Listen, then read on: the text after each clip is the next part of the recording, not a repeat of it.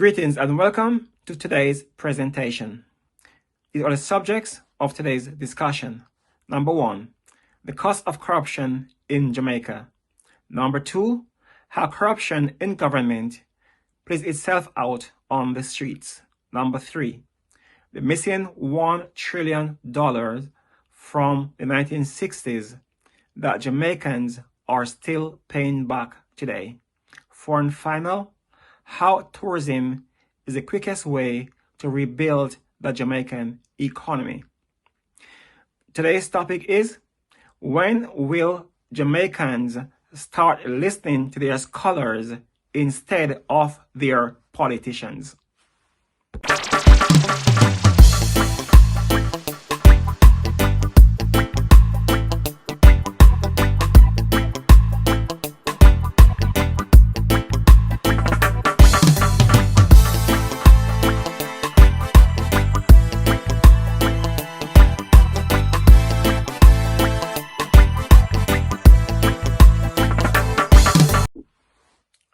Unless Jamaicans start to hold their politicians responsible for their dishonesty, the country developments will be stifled. The number one thing that can change Jamaica is honest politicians, because whatever is at the top will inevitably work its way down throughout society. What you're about to see and hear exists in reality in Jamaica, and has become one of the many unfortunate chapters in our young history. Every source of information was found in the public domain and represents only the truth as it exists. Corruption in its various forms is a serious threat to the social order and the rule of law. Corrupted peoples are really criminals. Corruption starts at the head of our government system and comes right down. You know, the governance part, that's where most of the problem lies within the country, you know. We corrupt in such a way that you can't say nothing, because if you say something, you're going to get what you don't get. Frankly speaking, that's a truth. We know everybody corrupt. Jamaica corrupt. And the whole of them corrupt. The whole of them corrupt. You know, and who is one of the main reasons for corruption. We are a corrupt society in so many ways. Corruption at the top affects the psyche of everyone in the country, but especially those at the bottom of society. In their minds, they are saying that if the politicians can do it, then I can do it too. But what they are doing is hurting and killing each other over simple things. We maim, harm, and kill each other too quickly and for no good reason.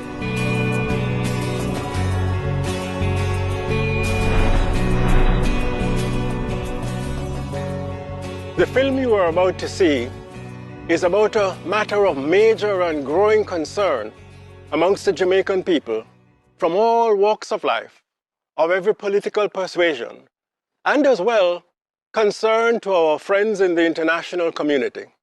It is about the costs of corruption to Jamaica and to each and every Jamaican.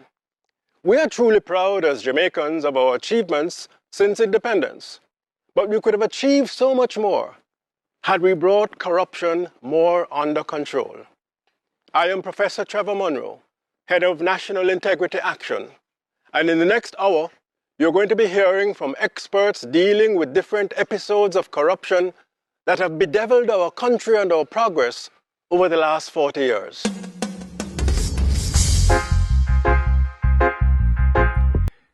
Everyone knows about the missing billions and trillion Jamaican dollars.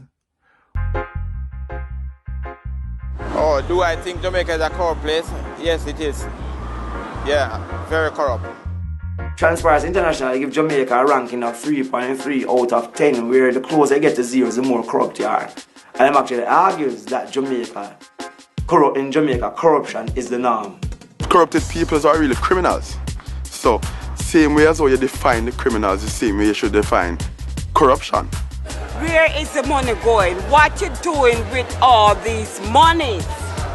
But many people have reported that the experience of low-level corruption has diminished considerably in recent years.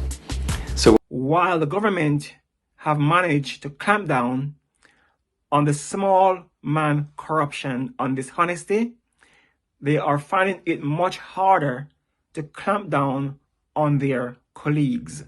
So what the score probably reflects is the continued existence of high-level corruption, which really reflects the way that our political system is still contaminated by links with organised crime. I think the government needs to be more interactive with the people of the country. I think they need to know what people want for the country and not just decide for them. In reality, if it was the lower level end persons only in the corruption, I mean, that could have been dissolved a long time. Because the higher level would come in and brute force that. See, if the king is corrupt, then his soldiers gonna be corrupt and his followers gonna be corrupt. I'm not saying the government is corrupt, but I'm saying it is coming from the top end level. Corruption starts at the head of our government system and comes right down. So it's not, I can't comment on corruption because not that I'm not aware of it, I know that it exists, but where it starts from or where it comes from, I cannot tell you. My particular concern is the complicity of government and those who are in political leadership and what they should do differently and how they allow things to go by and even contribute to public office being misused. We have never really go forward with actually prosecuting someone of status with these laws, and I think that is really what perpetuates the crime of corruption, you know. I feel corruption is not a small man or a big man issue. It's an everybody thing. We are supposed to look into it. You understand me? Right now, you're having two politicians. You have JLP and PNP. And the whole of them corrupt. The whole of them corrupt. Corruptions has been affecting the type and size of investments that are done in Jamaica because of politicians' kickbacks, according to the PSOJ. At the political level, there's a lot of anecdotal evidence and people that speak to you off the record about wanting to do investments in Jamaica, whether local investors or foreign investors, and feeling that either being outrightly asked to pay for services or feeling that because they were unwilling to, then whatever ideas they had did not get to the top of the chain. That's the private sector organization of Jamaica. One can see how this action is copied by the small man, such as guys with guns trying to charge street vendors for selling on the streets or face the consequences. Something which is still happening in Jamaica today. The government need to put their hands up and accept that it is because of the dishonesty why Jamaica is as poor as it is today. Then they need to bridge the gap between where Jamaica is today and where Jamaica needs to be.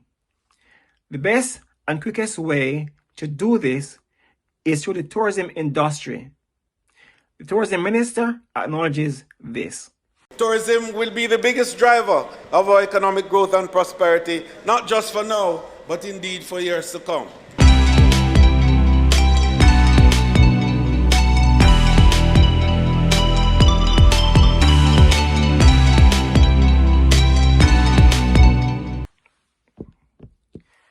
The wealth and prosperity of the nation lies within the power of the people.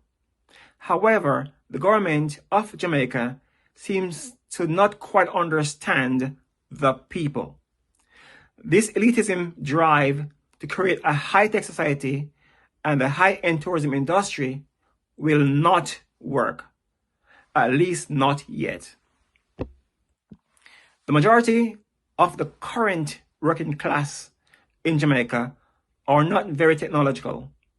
Therefore, the government is trying to create a society that is not conducive for many Jamaicans to live in, much less work in. Rather, the government should focus on building infrastructure now, using the current workforce and immediately employing over 600,000 Jamaicans to build roads, hotels, highways, and hospitals, etc.